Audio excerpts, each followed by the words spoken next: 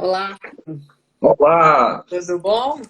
boa noite, Boa noite, professor Michele, tudo tudo bem? bom? Prazer, né? Conhecemos assim, virtualmente, prazer. Muito prazer também, é um prazer todo nosso. Eu lhe agradeço inicialmente, né, por ter aceito o convite, né, de estar aqui debatendo conosco na nossa página. Também é a primeira vez que a gente faz esse tipo de transmissão, né, de Aham. bate-papo. Estamos inaugurando. E eu tenho acompanhado muito a sua página, né, o seu trabalho e a forma que você se dedica, a atenção que dá, o interesse que tem de ensinar, né, de tirar dúvidas, a sua disponibilidade.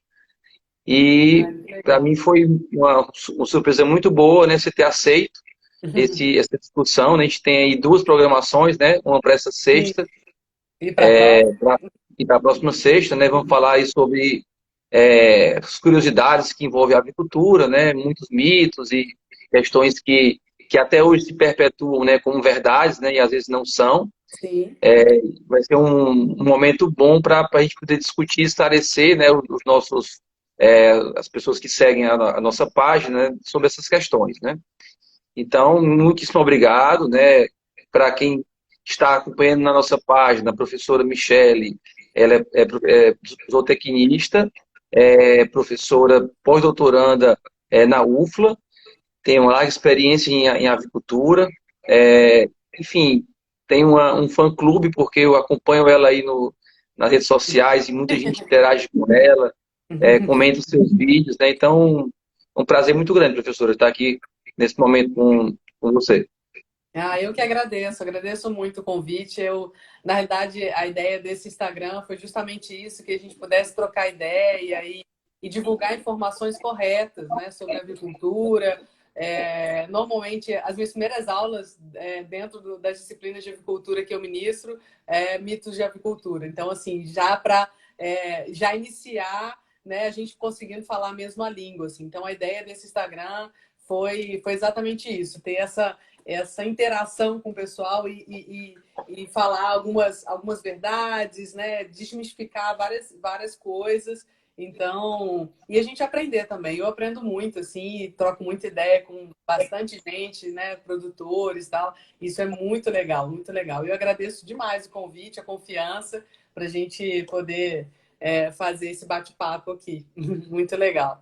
Tá ótimo. Professora, o nosso trabalho aqui no Ceará, né? Eu sou economista, e fiz mestrado em avicultura desde Aham. criança, que meu pai já lidava com avicultura, trabalhou muitos anos na indústria de ração, na Anhanguera, do grupo Duratex, do grupo Itaú, foi a primeira fábrica de ração do Brasil. Olha. E depois ele continuou na atividade aqui com produtos de premix, representavam máquinas de incubação, equipamentos de avicultura. E eu terminei ficando no ramo, fiz um mestrado em avicultura, atuo hoje muito fortemente nisso. Né? A gente tem uma indústria de ração e é praticamente totalmente voltado para a produção de ração de aves. Né? Nós vendemos aqui também os pintinhos, né? Temos vacinas, enfim, equipamentos um pouco do que o produtor precisa para iniciar uma atividade e também procuro prestar bastante esclarecimentos de como criar corretamente, passando as informações corretas, fazendo palestras, né? Um pouco de ensinamento para que o produtor tenha sucesso, né?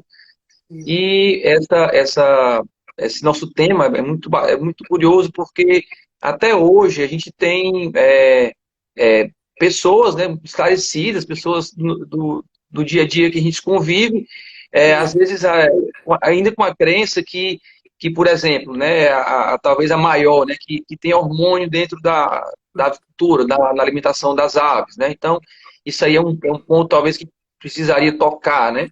Sim. Nesse ponto. Né? Eu acho que o hormônio é o principal é, mito que se tem. Né? E aí seria importante, né, se colocar um pouco da realidade da nutrição animal, né, o que é que tem dentro de uma ração, para Sim. que as pessoas que os consumidores, né, do alimento, né, tenham mais segurança, né, de que estão consumindo um produto que não vai causar nenhum efeito na sua saúde. Né? Também acho que um tema muito interessante para a gente abordar a gente está vivendo um momento muito diferente dessa pandemia, né? Então, Sem dúvida, sem dúvida. eu não sei como é que se comportou aí em Minas o mercado, mas aqui no Ceará, logo no início, no final de março, dois produtos faltaram nos supermercados. Álcool em gel e o ovo, né? Mil. Porque a população, as famílias mudaram de hábitos, né? Foram para casa e, de certa forma, o alimento é um alimento muito rico. É, então, eu queria também um comentário, né, seu em relação a isso, né? Até que ponto o ovo ajuda na nossa saúde, na nossa imunidade, né? E, e também é um produto que não dá para fazer de hoje para amanhã. Então, quer dizer, as granjas não têm um poder de dobrar a entrega, né, a produção, porque vai Sim. levar um tempo para poder alojar um novo lote, esperar que aquilo ali produza, né? É. Então, para início, eu acho que tem dois temas bem interessantes para a gente começar a nossa bate-papo. Primeiro a gente falar sobre desmistificar o hormônio, acho que a gente vai ter que ter esse trabalho sempre, assim, apesar de que já há uma diferença, eu noto a diferença das turmas, né, que normalmente eu vou ministrando aula, é notável isso, assim, que alguns já falam assim, não, professora, não é verdade, né, não é, isso não procede, mas o meu avô acredita nisso e discute comigo, professora, porque realmente tem. E aí eu vou colocando alguns aspectos para eles, né? Primeiro a questão do melhoramento genético, porque não é a mesma ave que se criava antigamente, que o avô dele criava. Né? Hoje a gente tem aves melhoradas geneticamente, tanto para a produção de ovos quanto para a produção de carne. São linhagens específicas, né? Então, eu acredito que foi uma soma de fatores. Ontem eu comentava isso numa live com Medicina de Aves, com o Otávio, porque ele queria saber por que a avicultura de silvestres não era tão produtiva quanto a avicultura industrial. E eu falei, olha, isso é resultado de manejo, melhoramento genético, alimento, né, nutrição, sanidade. Então, hoje a gente tem linhagens altamente produtivas.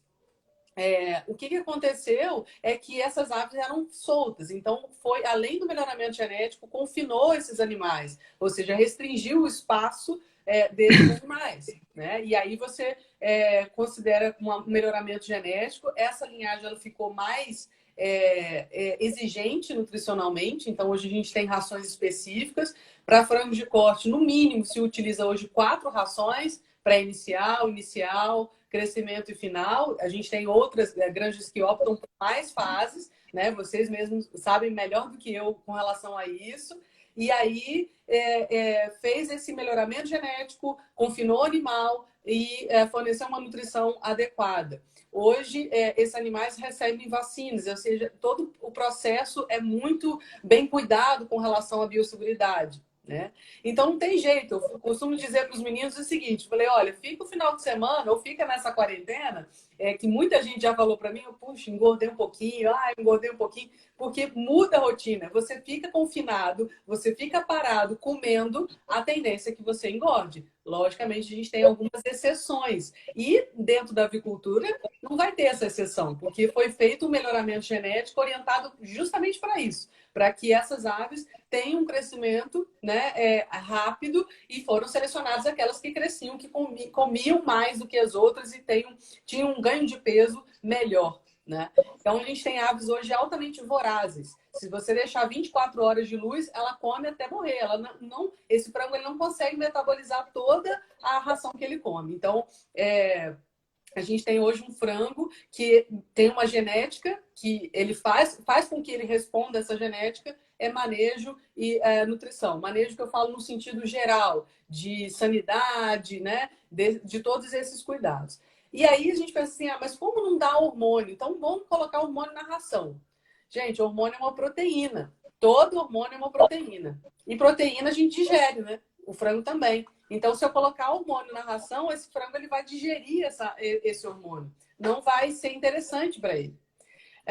Quer dizer, ele não vai usar na forma de hormônio. Né? Ele tem hormônio do crescimento, mas esse hormônio não adianta. Vou injetar então hormônio nesse animal.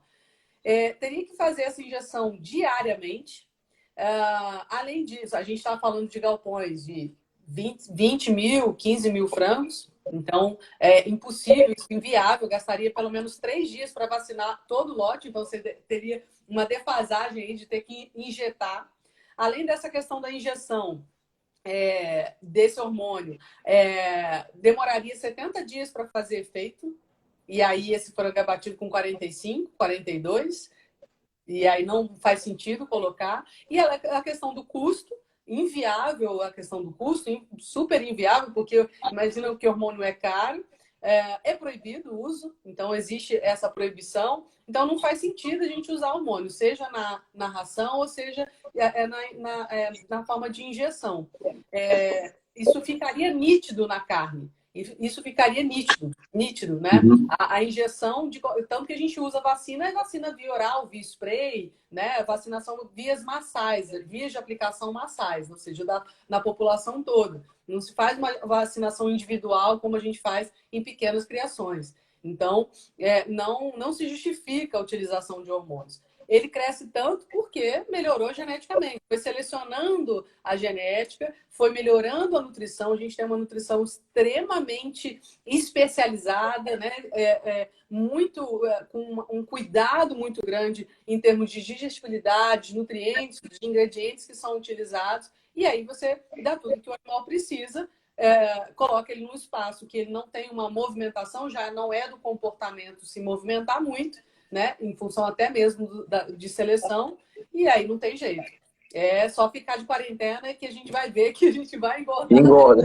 Exatamente. Vai acontecer a mesma coisa que acontece com o frango. Então, assim, não faz sentido. É porque ficou essa confusão de que é hormônio, porque as pessoas começaram a falar que usa antibiótico como promotor de crescimento, né? Ele não é promotor de crescimento, ele é melhorador de desempenho.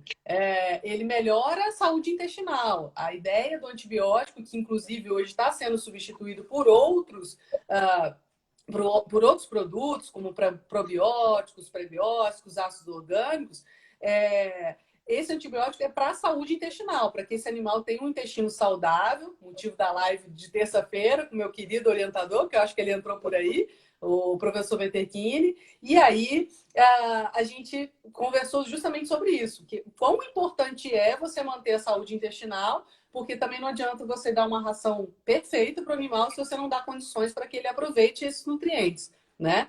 Então ele está aí, colocou um joinha.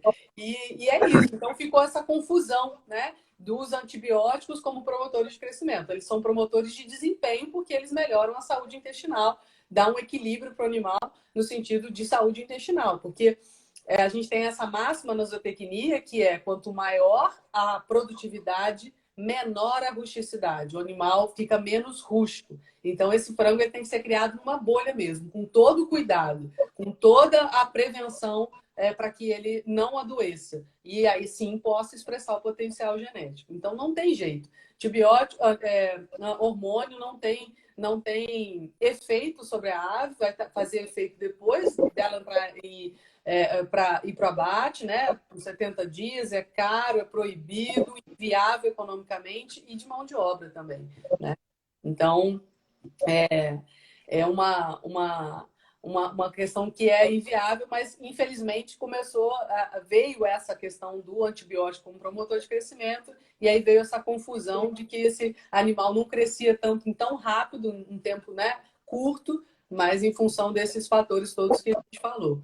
Né? E Então, aliado a isso também a tecnologia, né, dos equipamentos, né, da tem ambiência, né, do manejo, ambiência. né, do controle de cada passo da ave. Então isso somado, né, já vai também vai resultar, né, nos ganhos, né, de produtividade, dos índices, né, que o Brasil uma referência mundial, né, de resultados de criação de aves, né? Sim, sim. Hoje até coloquei nos meus stories lá o relatório anual da Associação Brasileira de Proteína Animal, da BPA, porque ontem a gente falava isso desses dados, né? Falando com o Otávio, da Medicina de Aves, e aí eu me comprometi com ele, falei, não, eu vou colocar esses dados disponíveis lá para o pessoal saber onde acha, assim. E tem todos os dados, tem de carne de peru, né, de frango, carne suína, carne de pato e outras aves, e a questão da produção de ovos. E frango de corte, assim, a avicultura de corte brasileira é a mais competitiva do mundo. Não tem nenhuma que barra ela. No ano passado, 2019, que nós passamos para terceiro produtor, mas mantivemos a posição de maior exportador. Né? E não exportamos tudo. A eficiência é tanta que a gente exporta apenas 33% da nossa produção. Né? 32% foi em 2019. Então, assim, é eficiência, porque existe qualidade e existe eficiência. Porque as pessoas falam assim, mas manda só o frango bom lá para fora. Não, é o frango mesmo que é produzido aqui, fica mais parte no mercado interno do que exporta. Mas o custo de produção nosso é mais baixo em função do milho e soja, né? Produzido praticamente o ano todo, em muitas regiões. Então, a gente tem essa produção de extrema qualidade, né? Os nossos abatedouros têm uma qualidade muito, muito grande, em termos de tecnologia, principalmente, de abate e de segurança alimentar, é indiscutível. Assim. Então, a avicultura de corte é para ser seguida. Industrial, ela é para ser seguida. Assim. É uma referência mundial à avicultura de corte brasileira, né? Em função dessa qualidade, dessa produção. E não teria jeito, né? A Europa, principalmente, que compra produtos nossos, Oriente Médio e tal, eles não iriam comprar frango com hormônio, definitivamente, porque eles já estão brecando aí, né, vários antibióticos, vários princípios ativos de antibióticos, com vistas a manter a compra, né, dos produtos do frango brasileiro, do frango e dos ovos, né? Então, não tem jeito, assim, não há risco de ter hormônio. A gente tem a questão do antibiótico, sim, mas com essa previsão da retirada total em função dessa exigência mercadológica. Né? Então, mito, né? Totalmente mito. Mito, não tem Tá. jeito, é inviável economicamente, de mão de obra, e não faz efeito, então não faz sentido eu colocar, principalmente na ração, as pessoas normalmente falam, mas tem na ração, tá escrito lá hormônio. Eu falei, não, gente, não tá escrito hormônio, tá escrito antibiótico. Então é outra coisa, porque o hormônio, ele é proteína, digere proteína, né? E ainda para a gente não sair desse assunto, já que estamos falando de antibiótico, também tem uma dúvida, né, uma preocupação, se esse antibiótico, se essa medicação, que porventura seja utilizada na alimentação, se ela vai causar algum efeito no consumidor, né, na pessoa que vai ingerir aquele produto, seja a carne, seja o frango. Uhum. Então, se você pudesse comentar um pouco sobre isso, né, como é que é ministrado e realmente o que é que pode acontecer. Sim. Havia uma preocupação muito grande, alguns artigos mostravam que esses antibióticos causavam resistência bacteriana. Mas hoje já se sabe que os princípios ativos utilizados para alimentação animal não são os mesmos utilizados na medicina humana. Então, há algumas questões, já houve algumas questões, alguns trabalhos mostrando esse risco de resistência bacteriana. Hoje não. E com essa tendência da retirada, em função dessa substituição mesmo, de usar produtos mais naturais, porque quando você usa antibiótico, o antibiótico ele não é seletivo, ele não seleciona as bactérias ruins, as patogênicas, para matar no intestino. Até a gente, quando toma antibiótico, algumas pessoas se queixam de diarreia, de problemas, né, intestinais após o consumo de antibiótico. Porque ele não é seletivo, ele não vai matar só aquela bactéria que você está, né, infectado. Então, ele mata as bactérias que são benéficas do intestino. Então, a grande questão do antibiótico hoje, não só a questão da resistência, mas a questão da saúde intestinal. E aí você usa um antibiótico, você acaba deixando esse animal mais sensível em termos imunológicos para pegar, né, para adquirir uma doença. Então, esses antibióticos, eles não causam problemas de hoje, né? Os princípios ativos utilizados hoje. Já houve, sim, a equivalência de antibióticos usados na medicina humana e utilizados na alimentação animal. Hoje não mais, não mais. No caso de ovos, há uma proibição do uso. Por quê? Porque esse antibiótico vai para o ovo. E galinha bota, teoricamente, aí todos os dias. essa formação do ovo ela é constante. E aí você teria que descartar pelo menos 10 dias esses ovos. No caso dos frangos, a gente utiliza o antibiótico, a utilização de antibióticos, aquelas granjas que ainda optam por utilizar, e até 10 dias antes do abate ele recebe uma ração de limpeza, que é a ração sem nenhum produto, né? Eu conversando com um professor meu da época do mestrado, ele falou que é por medo que o pessoal utilize, que o ideal é que se utilizasse apenas até os 21 dias, que não se utilizasse ali adiante. E aí eu perguntei para ele, mas por quê? Ele falou, porque você causa um desequilíbrio, eu acho que alguém está falando aí de desbiose intestinal, você causa um desequilíbrio intestinal e esse animal já tem uma imunidade suficiente para aguentar os restos dos 21 dias e ser abatido. Mas existe... ele falou um termo, né, não muito agradável, então não vou falar aqui, mas ele falou, um medo mesmo, assim, as pessoas ficam muito medrosas de utilizar antibiótico, não utilizar antibiótico até os 10 dias antes do abate, até os 35 dias ou os 32 dias. Mas ele falou, não, eu garanto que não precisa utilizar. Se você utilizar até os 21 dias, você está resguardado disso. E não utilizar nos primeiros dias. Ele fala dos 7 dias em diante até os 21 dias, pronto, já era suficiente. Mas criou-se essa cultura até por uma questão de você prevenir e evitar de perder um lote muito grande, né? Os integrados, principalmente. Então, por essa questão que se ainda utiliza, mas 10 dias antes retira-se esse antibiótico e esses animais recebem essa ração que a gente chama de limpeza. Então, não há risco de ter antibiótico. Quando há, né, e esse frango é exportado, volta para cá, né? E aí eles não aceitam. Se você utilizar qualquer outra substância e pegar na análise, você há uma devolução desse lote. Então, não é interessante. E é isso, assim, a ideia hoje de substituição é também para uma questão intestinal que você utilizar ingredientes mais naturais e promover a resposta imunológica do animal, né? Tá. Professora, a gente tem, eu acho que eu peguei um dado recente, nós temos aproximadamente 95% da produção de ovos no Brasil ela é feita em gaiolas, né? E um movimento muito crescente dessa tendência da criação do ovo, da produção do ovo de galinhas produzidas fora de gaiolas. É um movimento que não é brasileiro, ele né, veio de fora, na Europa já é muito forte, e aqui tem ganhado muito espaço, né? Então, assim, o nosso público, da nossa empresa, é basicamente esse produtor que cria a ave caipira, que cria o frango caipira e que cria a ave num sistema caipira semi-confinada, né? Então, em torno disso também tem muitas questões, muitas dúvidas, né? E eu estava vendo uma das suas postagens que alguém perguntou se todo ovo de casca vermelha era caipira, né? Então, vamos falar um pouco sobre isso, né? Antes da gente entrar naquela questão que eu falei da qualidade do ovo como alimento, né? Que a gente vai fazer o link com esse momento que a gente está vivendo agora, mas a gente poderia falar um pouco sobre essa questão, né? Da comparação, né, da agricultura industrial e a caipira.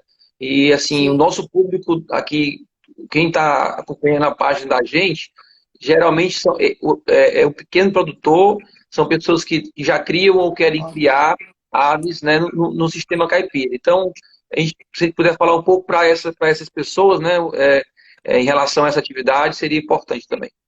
Sim. Eu amo, na verdade é a área que eu tenho muito interesse, desde o mestrado eu comecei a trabalhar com isso, codorna e frango caipira e galinha caipira, né?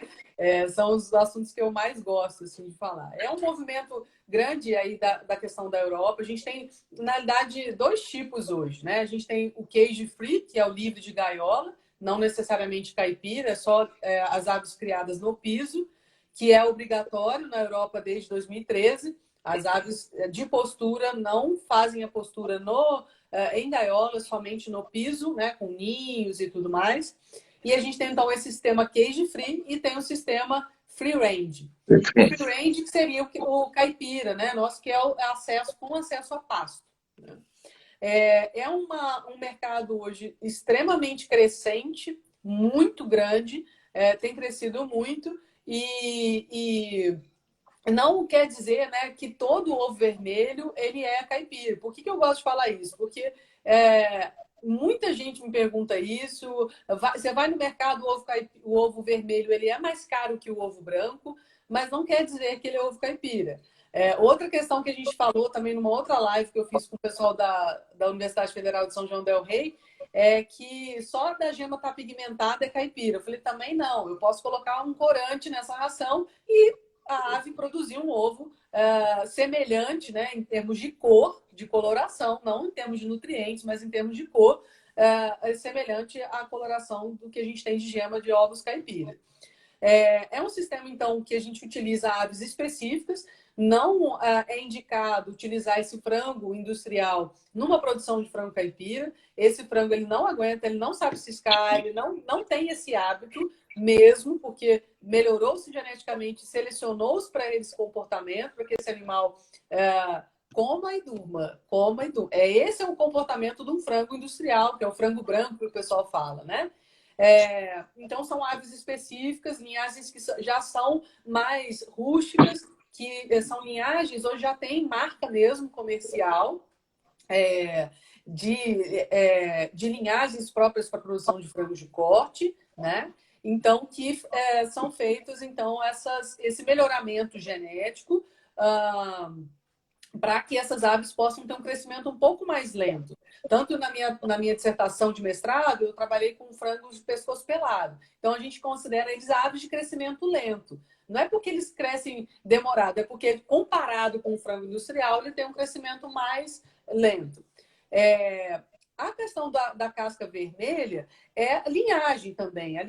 As linhagens de ovos caipira normalmente botam as galinhas botam ovo com casca vermelha. A gente tem a casca de ovo, a casca azul, né? A galinha de ovo azul, que o pessoal normalmente coloca, inclusive mistura junto com as galinhas vermelhas para dar aquela característica, porque muitos consumidores só acham que é ovo caipira quando tem uma casquinha azul ali no meio. Se não fosse, é só pôr casca vermelha, também acha que não é caipira. Então, mistura ali, né? E a cor da casca está ligada diretamente à genética da ave.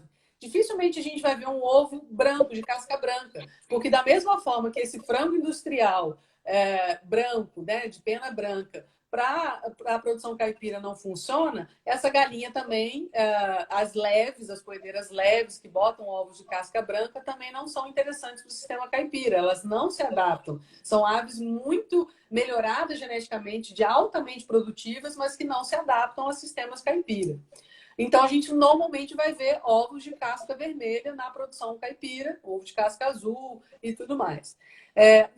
Por que a gente acha lá no mercado ovo sem ser caipira, vermelho, mais caro? Porque elas são linhagens semi-pesadas. A gente tem a categoria da produção de ovos, categoria de peso leve, que são as poedeiras de ovos brancos, e a categoria semi-pesada, que são as poedeiras vermelhas, que botam ovos de casca vermelha ou marrom. Então, o que quer dizer? Quer dizer que o custo de produção dessas aves semi-pesadas é maior. Ou seja, elas gastam um pouquinho mais de ração.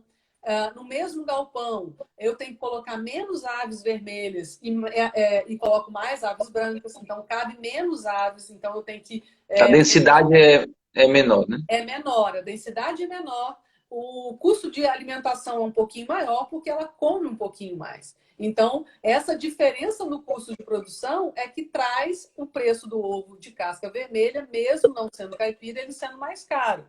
Então, há essa questão de custo de produção. A galinha branca, por exemplo, a galinha leve, ela consome em torno de 90 gramas por dia. A galinha vermelha em torno de 110 até 120 gramas de ração por dia. Essa diferença é considerável no custo de produção, porque você tem aí 70% do custo de produção aproximadamente relacionado com a alimentação.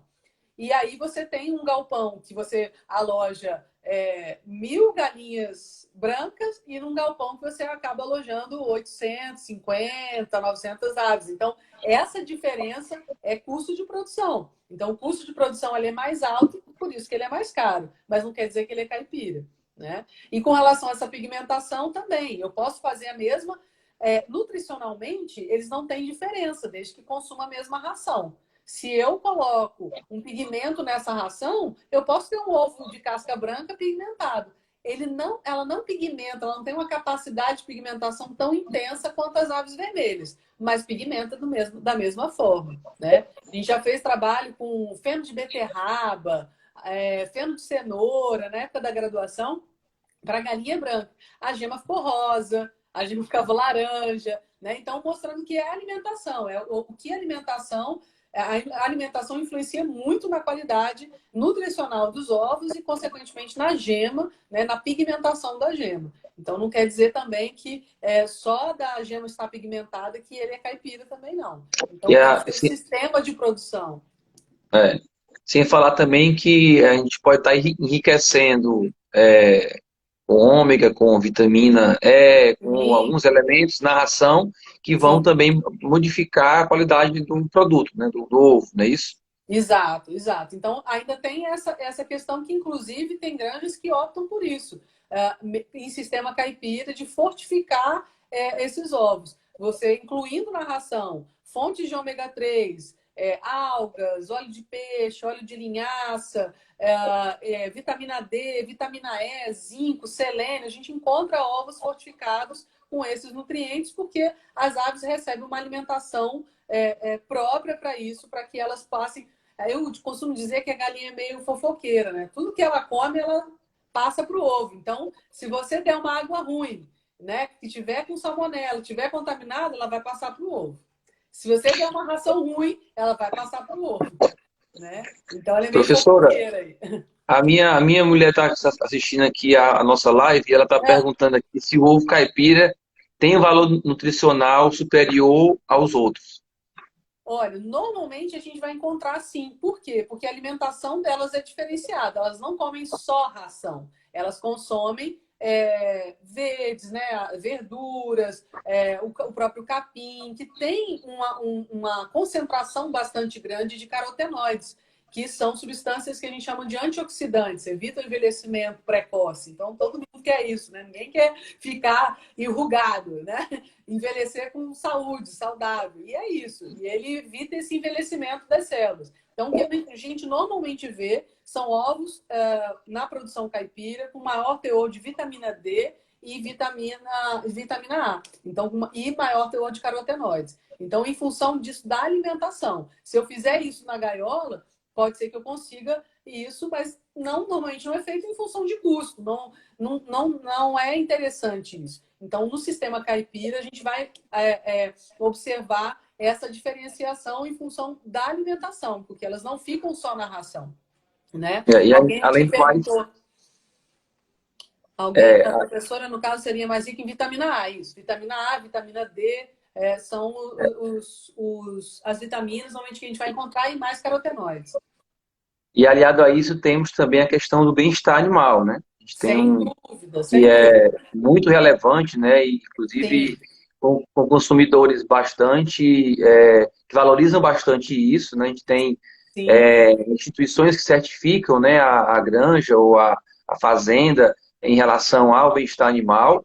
Inclusive, a gente teve aqui o ano passado com a palestra da certificadora Certified Human, Aham. e a gente acompanha o trabalho deles.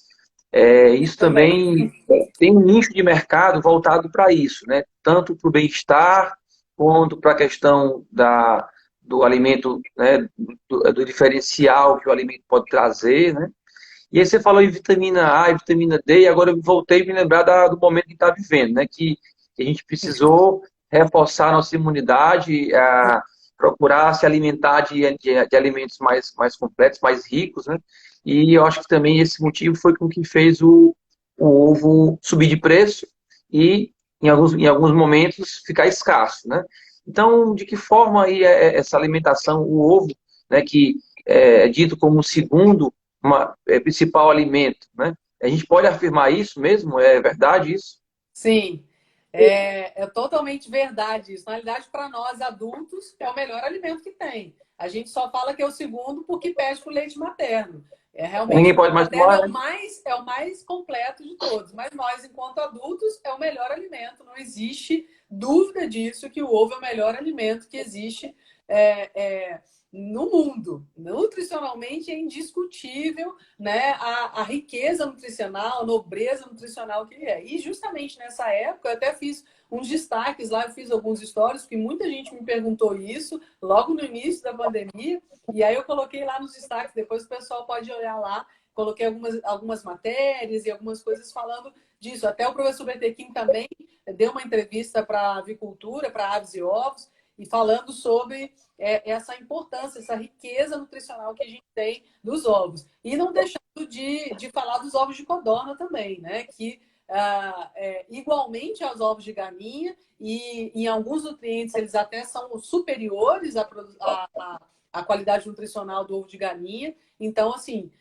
não tenha dúvida. Com relação à imunidade, é o único alimento que tem vitamina D. A gente tem poucos alimentos ricos em vitamina D, e o ovo ele tem um nível de vitamina D que está diretamente relacionado com a questão imunológica. A gente vai encontrar em ovos essa vitamina D. Então, extremamente importante, além de outras vitaminas e outros minerais que são extremamente importantes, né? No caso de ovos de codorna, eles têm 3 vezes mais ferro do que o ovo de galinha, né? A gente comparando assim, 5 unidades de ovo de codorna equivale a 1 de galinha. Vitamina B12, com um ovo você consegue atingir 50% da sua exigência de vitamina B12. Ou seja, você come 2 ovos por dia, você está garantido de vitamina B12, que é a cianocobalamina, que evita anemia e uma série Pois de outras. eu tô com vitamina B12 sobrando, viu? Que eu tô comendo 4 por dia. Eu também. Eu tô sempre sobrando. Eu como às vezes 6. Normalmente a minha dieta é bastante rica em ovos, assim, faço essa opção mesmo, assim, né? E não deixo de consumir tanto o ovo de galinha quanto o ovo de codorna. Então, ele realmente é o alimento mais rico. Para nós adultos, não existe dúvida disso, que em termos nutricionais, ele é extremamente interessante. Ele tem nutrientes que são assim indispensáveis para a nossa saúde. E especialmente em tempos de pandemia, as pessoas começando a cozinhar, né? Um pouco mais em casa e tal, e ficando mais tempo em casa, a tendência mesmo é que os ovos começaram a... Porque as pessoas não comem ovos fora de casa. Existe uma pesquisa do IBGE muito interessante falando que as pessoas não comem ovos fora de casa. Pessoas, Elas não, só comem ovo em ou eu como em casa, né? Aí fora não só come come, em né? casa. Mas eu sou meio esquisita. Eu falo isso para meus estudantes, que abriu até em Juiz de Fora, abriu uma omeleteria. Dessas coisas gourmet, assim, né? Começou esse negócio, hamburgueria gourmet, não sei o que, abriu uma omeleteria. Ainda não E tive a aí? oportunidade de ver, entrou a pandemia, eu não tive a oportunidade de conhecer. Espero que continue aberta após a pandemia. Mas a questão né, as pessoas não saem para comer. Existe uma cultura muito, um mito que a gente precisa ainda. Hoje eu coloquei até o aumento no consumo de ovos, né? A gente saiu de 148 unidades em 2010 para 2019, 230 unidades. O que nossa, não chegamos ainda. A FAO recomenda 240, né? Olha. Agora com a pandemia vai, viu? Exato, eu espero que sim. Eu espero que em 2020 a gente tenha uns dados bem atualizados acima disso, acima de 240, né? Então, O assim. professor passou uma pergunta aqui sobre a questão do colesterol, né? E Sim. como a gente está falando de mitos e verdades, seria também importante trazer o esclarecimento acerca disso, né? Tinha-se uma informação, o ovo já foi vilão e Vilão. mocinho várias vezes, né? Uma hora pode, outra hora não pode. Como é que é isso, né? Antigamente não podia comer 2 ovos, hoje em dia pode comer 6. Como é que funciona isso aí, né? Um mito também que levou ao baixo consumo de ovos no Brasil. além dessa questão dessa questão cultural, né, de não se comer ovos fora de casa, aumentou muito o consumo de ovo de codorna, né? Nas festas, em buffets, né? Nos restaurantes. Inclusive, Na houve uma praia, né, baixa. também. Com relação à pandemia, a produção de ovos de codorna ela foi comprometida, ela ficou comprometida aqui, Muito. Aqui porque também. não tinha, né? Não tinha jeito de entregar, os restaurantes fechados, até o pessoal se adaptar à questão de entrega, não tem mais festa, né? Então, assim, reduziu muito, infelizmente. Então, esse mito e dessa questão do colesterol, mais essa questão cultural, fez com que os ovos não tivessem um consumo adequado, especialmente aqui no Brasil, né? Existem alguns trabalhos mostrando, né, que o consumo de ovos ele não tem alteração nenhuma. Na realidade, nenhum alimento, todo alimento de origem animal, ele tem colesterol, primeiro de tudo. Então, a gente via aqueles rótulos de óleo vegetal, óleo de soja, não contém Sem colesterol. colesterol. Mas todo óleo vegetal. Aí tem um asterisco bem pequenininho, é uma letrinha bem baixa, assim, escrito, como todo óleo vegetal. De fato, colesterol é uma molécula do reino animal. Só ingredientes de origem animal é que tem colesterol, né? Então, isso é bastante importante destacar. Por que o ovo, então, um vilão? Porque, em termos comparado com outros alimentos, né? Mas aí você vai comparar normalmente em 100 gramas, e aí são dois ovos de galinha, o teor de colesterol ele é maior do que em outros alimentos. Mas nós temos que levar em consideração várias outras questões, que a primeira questão da proporção de colesterol, que a gente sabe que colesterol tem dois tipos, né? O pessoal fala colesterol bom, que é o HDL, que ele é HDL porque esse H é de high, é de alto peso molecular, e o LDL, que é de low, que é baixo peso molecular. Então, ele é o ruim. O LDL é o ruim e o HDL é o bom. E a gente vai encontrar nos ovos 70% de HDL. 70% dos ovos, o conteúdo do colesterol do ovo é HDL, ou seja, não é um colesterol que fica aderido às artérias, primeiro de tudo. A gente tem também a lecitina, que é uma substância que ajuda a metabolizar as gorduras, né, de uma forma bastante interessante. Outra questão é que os ácidos graxos, que é a gordura que a gente vai encontrar no ovo, a gente tem a maior parte monoinsaturadas e poliinsaturadas, que são as melhores gorduras, e também auxiliam no transporte do colesterol e tudo mais. E já se sabe hoje que o fato de você consumir alimentos com colesterol não aumenta a produção de colesterol endógeno, ou seja, do seu organismo. Se você não tiver problema em metabolizar, logicamente, dentro de certos limites aí, em função de exigência nutricional, do nível de atividade física que você faz, né? Então, até eu tenho um vídeo falando sobre isso. Um dos primeiros vídeos lá, se eu não me engano, é o segundo vídeo falando sobre a questão do colesterol, né? Especificamente do colesterol.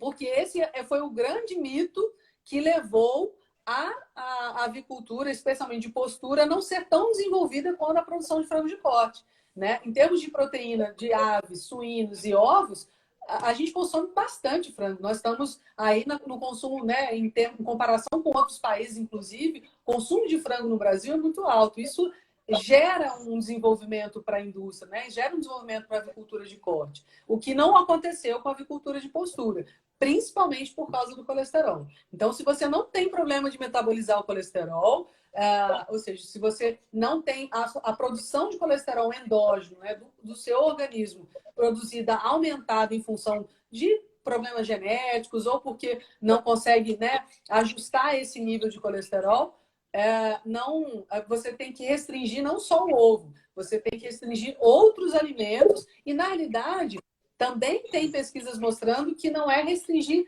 o alimento em si, mas sim entrar com atividade física, né? A atividade física é extremamente importante para isso, né? Não quer dizer que a pessoa tem colesterol alto, é gordinha, é obesa. Não tem relação. Eu tenho meu irmão, caçula, que é dessa finura, come pra caramba e tem a taxa de colesterol alta. Mas por quê?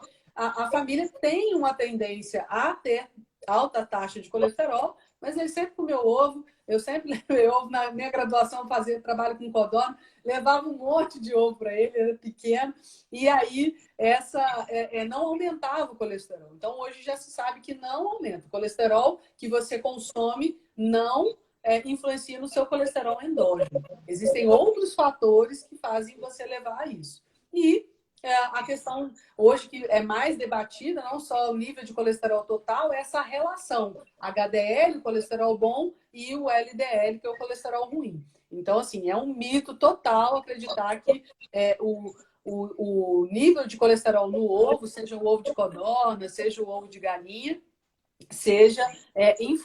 influencie, né, a sua taxa de colesterol endógeno, especialmente de codorna, porque ele tem um pouco a mais do que o ovo de galinha, né? E aí gerou outra questão do ovo de codorna, que é o ovo de codorna afrodisíaco, né? Mas principalmente em função disso, em função de que o colesterol ele é precursor de hormônios. A gente precisa ter colesterol. Se não tiver colesterol, você não tem produção hormonal. Então, assim, é extremamente importante. É uma molécula imprescindível para o Então, reino a animal, é o resposta a essa colesterol. pergunta é em função do colesterol, né? Porque até o Genival Lacerda tem acho que é Luiz Gonzaga, não sei, tem uma Luiz música Gonzaga. que fala do ovo de codorna, né? Ovo de codorna, né? Sim. É, e aí a relação, então, é em função do próprio colesterol, né? Sim, do próprio colesterol. É porque essa música veio na década de 90 e impulsionou a cotunicultura, né? Impulsionou a produção de ovos de codorna, porque a música sempre vinha com essa tradução aí, né? De que o ovo ia fazer bem, ele já estava maduro, já estava com uma certa idade, né? E tal. E aí, consumindo ovo de codorna, estava tudo certo, as coisas iam melhorar. Então, veio com essa questão, e aí muito influenciado pela questão do colesterol, e veio também porque as codornas têm uma alta prolificidade. Elas têm um período de vida, né, em termos de nascimento e nascer os seus filhotes, a sua prole, é muito curto, um prazo de Curto, né? 60 dias. Né? Nasceu, entra em reprodução com 42, 45, o macho com 45 dias, a reprodução, 16 dias de incubação e pronto. Você tem novas codornizes. Você já tem as filhas daquelas num prazo de 60 dias, que a gente chama de intervalo, né, de geração. E aí, né, um animal que é extremamente prolífero, colesterol mais a música, pronto, o ovo de codorna é afrodisíaco. Mas não há comprovação científica. A gente sabe que a comprovação científica é que esses ovos são maravilhosos, nutricionalmente, não perde para nenhum alimento. É um alimento melhor que a gente pode consumir enquanto adulto, são os ovos. Codorna, galinha caipira, né, da forma como quiser, orgânico. Né? Eu tenho as minhas preferências, mas é o que a gente normalmente vê, né? O pessoal também discutindo isso. Ah, mas o ovo caipira é melhor? Não. O melhor é consumir ovo. Se você conseguir consumir ovo, tá ótimo. Se você conseguir comprar e você começar a comprar essa questão do bem-estar que a gente falava antes, né? A criação de aves soltas hoje tem tido essa valoração pelo brasileiro. O brasileiro não comprava bem-estar, não comprava. Até pouco tempo as pessoas não sabiam nem o que era bem-estar. Hoje que se fala mais a questão do bem-estar, até para cão, né? Até para o seu pet. Enriquecimento ambiental e tal, você tem que manter o seu cachorro ativo, uma questão de bem-estar mesmo, né? Uhum. Então, há uma preocupação bastante grande hoje no Brasil e algumas pessoas comprando essa ideia do bem-estar animal. Então, eu também acompanho a Certify, né, que é a Human Certify, que eles são assim muito bacanas. Eu fiz um trabalho, inclusive, de enriquecimento ambiental usando os parâmetros deles, né? Porque é uma tendência de mercado mesmo, das pessoas começarem a E abraçar a ideia. os próprios as redes de supermercado, as grandes indústrias de alimentos, Sim, sim, humanos e de ração que também usam ovos, já sim. anunciaram, né? Já as principais, né? Já deram uma data limite para que a partir Sim. daquele ano já não vai mais vender ovos se não for de aves livres, né? Isso. Isso fortalece muito esse movimento, né, de criação de aves semi-intensiva, né, caipiras, enfim.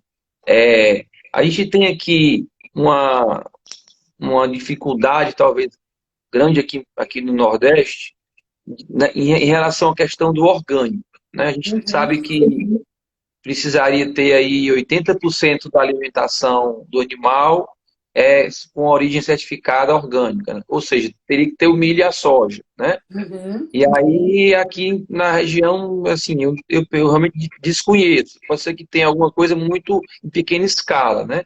Então, aqui a gente não encontra, mas quando a gente desce aí para a região do Sudeste, a gente já encontra algumas grandes, né, que tem realmente a Corim, por exemplo, né?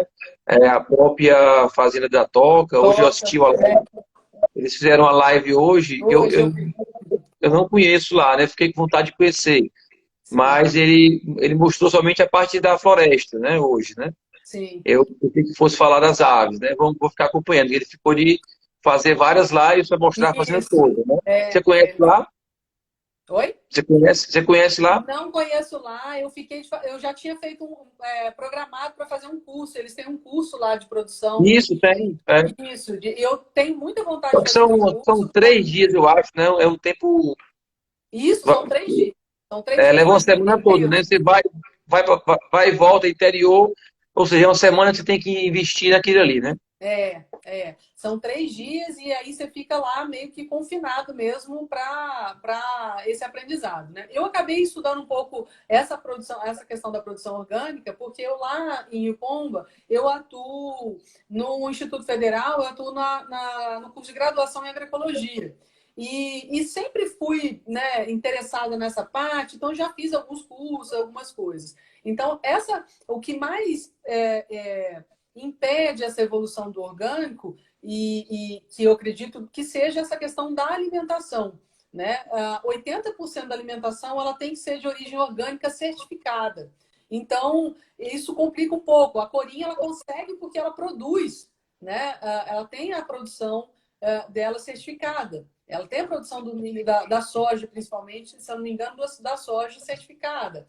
É, e aí isso facilita muito, né? Isso facilita demais. A questão do custo de você ter uma produção orgânica seria isso.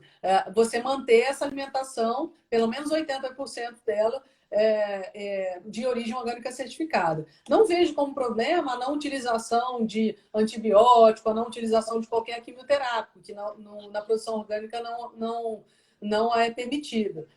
Só para tratamento, mas não é utilizado com frequência, né, direto. Eles utilizam lá a homeopatia. Eu tive a oportunidade de conhecer o técnico deles de lá, o Rodrigo. Eu conheci num evento, porque eu também sou homeopata, e aí a gente foi trocando ideia, porque eu fui apresentar até um trabalho de homeopatia com frangos. E eles trabalham com homeopatia, tá? Então eu não acredito que essa seja uma barreira. A barreira mesmo seria ter milho e soja ou alimentos, né, de origem orgânica certificada para compor a ração. Obviamente não transgênico, nada transgênico é Nada permitido. transgênico, né? Nada transgênico, você não pode ter. E isso acaba dificultando bastante. Então, a gente trabalha na agroecologia, por exemplo, que além de ser orgânico, ele tem que ser socialmente justo e tal. Existem outros Outros valores do valores, né? produto. Então, às vezes, a gente não consegue, numa produção agroecológica, uma produção de origem orgânica certificada. A gente consegue agroecológico porque ela interage, aquela atividade da agricultura interage com outras atividades dentro da produção, então ela se torna agroecológica, né? Caipira é agroecológica porque ela interage ali com hortas, com pomar e tudo mais.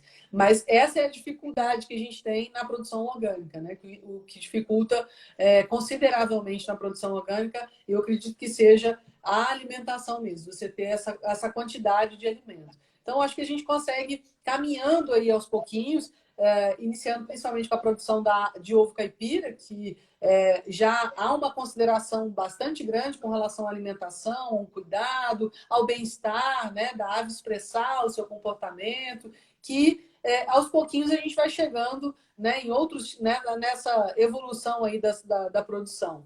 Mas acredito também que seja uma questão de mercado. Quanto maior a procura, acontecer uma maior procura, né? A gente tem a lei da oferta e demanda, você sabe melhor do que eu. Então, a gente teria essa utilização, né, esse crescimento, essa evolução aí desses sistemas de produção de uma forma gradativa e por causa do mercado. O mercado começando a comprar esses produtos, né? Não comprar o ovo em si, mas comprar o sistema de produção, né? O Comprando que está por trás, bem-estar. né?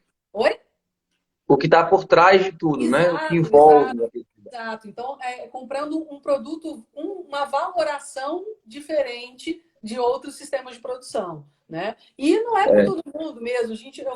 Costumo dizer que assim, não precisa ser isso geral. Tem pessoas que não têm ainda esse envolvimento e tal. Ok. O negócio é consumir ovo. Vai lá, consome o industrial, quer comprar o ovo, né, 10 reais, 30 ovos por 10 reais, e aí é o jeito. A pessoa pelo menos não deixa de consumir um alimento que é interessante, né? Que é interessante. Então, acho que a gente vai evoluindo aí para esses sistemas.